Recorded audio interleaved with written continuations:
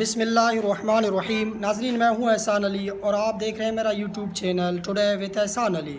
ناظرین، اس ویلاگ میں آپ کو بتائیں گے کہ گرفتاریوں کے دوسرے سیزن میں کون کون سے لوگ گرفتار ہوں گے، کون کون سے رہنما گرفتار ہوں گے۔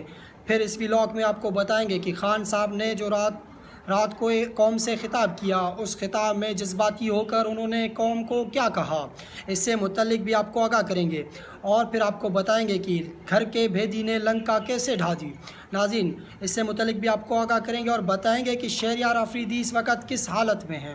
ناظرین، اس کے بعد آپ کو بتائیں گے کہ گلگت بلتستان کے حکومت کے ساتھ کس طرح انجینئرنگ کرنا شروع کر دیا گیا ہے، لہٰذا گلگت بلتستان کے حکومت کو گرانے کی کون کون سی کوششیں کی جا رہی ہیں۔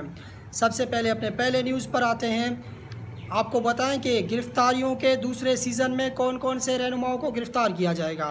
ناظرین، ایک طویل لسٹ بنا دی گئی ہے۔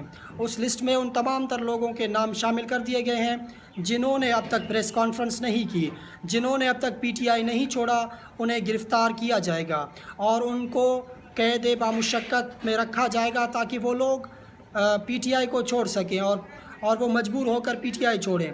جنہوں نے اب تک پی ٹی آئی نہ چھوڑنے کا اعلان کیا اور ان کے خلاف شکنجہ کس لیا گیا ہے، ان کی ایک لسٹ بنا دی گئی ہے۔ میرے سامنے ایک لسٹ رکھا ہوا ہے، تمام تر ان رہنماؤں کے نام میرے سامنے رکھے ہوئے ہیں کہ جن کو گرفتار کیا جائے گا اور جن کو ٹارچر کر کے تحریک انصاف چھوڑنے پر مجبور کیا جائے گا۔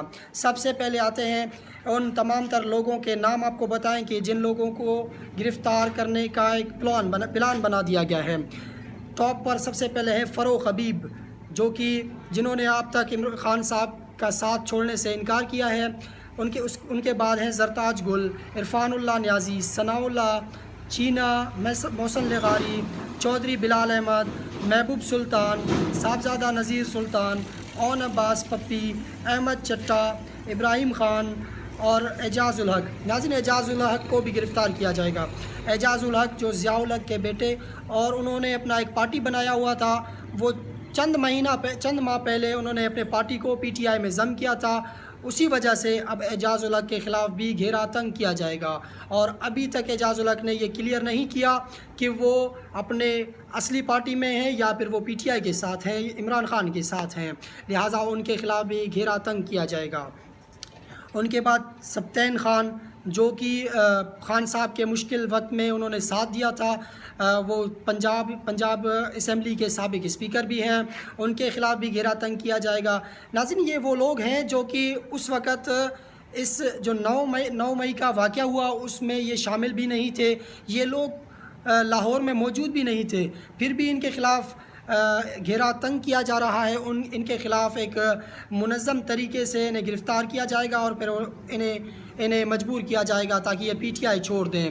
اور ان کے بعد ولید اقبال، ناظرین، علامہ اقبال کے نواسے ولید اقبال کے خلاف بھی گھیرا تنگ کیا جائے گا، جو کہ سینیٹر ہیں پاکستان تحریک انصاف کے، ان کو بھی گرفتار کیا جائے گا اور انہیں بھی ٹارچر کیا جائے گا تاکہ وہ پی ٹی آئی چھوڑ دیں۔ لہٰذا ان کے بعد حامد خان ہیں، احسان اللہ ہے، وقاص اکرم ہے۔ ناظرین، ایک طویل لسٹ ہے جن کے خلاف گھیرا تنگ کرنے کی ایک مکمل پلاننگ بنا دی گئی ہے، لہٰذا ان تمام تر لوگوں کو گرفتار کیا جائے گا اور انہیں مجبور کیا جائے گا تاکہ یہ پی ٹی آئی چھوڑیں۔ اور پھر اب آتے ہیں اپنے دوسرے نیوز پر۔ ناظرین، خان صاحب نے رات کو جو قوم سے خطاب کیا تھا، اس خطاب میں انہوں نے قوم کو یہ بتایا کہ آپ کے سامنے 2 راستے ہیں، ایک رائے حق کا راستہ ہے اور ایک غلامی کا راستہ ہے۔ اگر آپ اس وقت خاموش رہو گے، اس وقت اگر آپ اس اذیت کو دیکھ کر، اس مشکل وقت کو دیکھ کر اگر پیچھے ہٹ جاؤ گے تو پھر آپ کی نسلیں غلامی میں زندگی گزاریں گے۔ اگر اس وقت آپ لوگ اپنی آزادی کے لیے آواز بلند کریں گے اور پھر اس خوف کی فضا کو اگنور کریں گے تو پھر آپ کی نسلیں آزادی کی زندگی گزار سکتے ہیں۔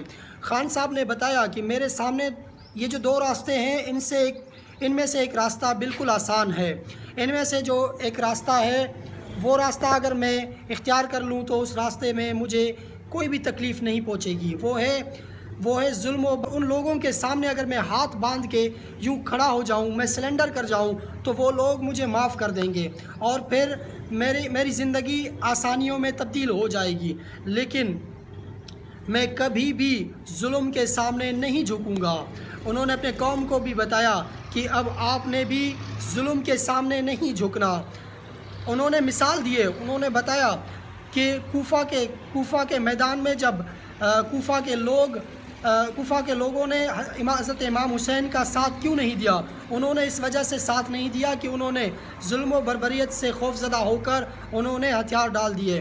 لہٰذا حضرت امام حسین رضی اللہ تعالیٰ عنہ نے دلیری کے ساتھ، بہادری کے ساتھ انہوں نے مقابلہ کیا، آخری دم تک انہوں نے مقابلہ کیا اور شہادت حاصل کی۔ لہٰذا خان صاحب نے کہا کہ جی یہ جو حق اور سچ کا راستہ ہے یہ کٹھن راستہ ہے، یہ مشکل راستہ ہے، اس پر چلتے ہوئے بہت سی مشکلات آئیں گے، اس کے لیے اپنے مائنڈ سیٹ کو بنانا ہوگا۔ اور انہوں نے بتایا کہ پی ٹی آئی کے جو خواتین کارکن جو گرفتار ہیں، جن کو گرفتار کیا گیا ہے، اب یہ میسج دیا جا رہا ہے کہ پاکستان کی آدھی آبادی سیاست میں حصہ ہی نہ لے۔ ظاہری بات ہے اگر ان خواتین کے ساتھ جو سلوک کیا جا رہا ہے، ان کو دیکھ کر دوسری خواتین سیاست کی طرف آنا گوارا ہی نہیں کریں گے۔ اگر وہ سیاست کی طرف آنا گوارا کریں گے تو ان کی فیملیز ان کو نہیں چھوڑیں گے، کیونکہ اس طریقے سے اب خواتین کے ساتھ جو سلوک کیا جا رہا ہے، انہیں سیلف ڈیتھ میں رکھا گیا ہے، انہیں پابند سلاسل کیا گیا ہے اور ان کے خلاف شکنجہ کس لیا گیا ہے۔ لہٰذا خان صاحب نے اپنے قوم کو مخاطب ہوتے ہوئے کہا کہ اب یہ جو آزادی کی جد و جہد ہے یہ آخری مراحل میں پہنچ چکا ہے، اب آپ نے پیچھے نہیں ہٹنا۔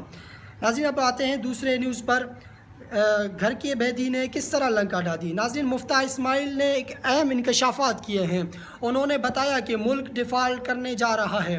انہوں نے بتایا کہ امکانات بہت زیادہ ہیں کہ ہم ڈیفالٹ کر جائیں گے، کیونکہ پاکستان کے پاس جو ریزرو رہ چکے ہیں وہ محض 2 مہینوں کے ریزروز ہیں، اور ان 2 مہینوں کے ریزروز میں ہم سروائیو کر نہیں پائیں گے۔ لہٰذا اس جون میں آئی ایم ایف کا معاہدہ بھی ختم ہونے جا رہا ہے، اور ایک نئے معاہدے کے ساتھ اگر آئی ایم ایف راضی ہوتا ہے تو پھر پاکستان کے لیے آسانیاں ہو سکتی ہیں، لیکن بصورت دیگر پاکستان ڈیفالٹ کے دہانے پر کھڑا ہے۔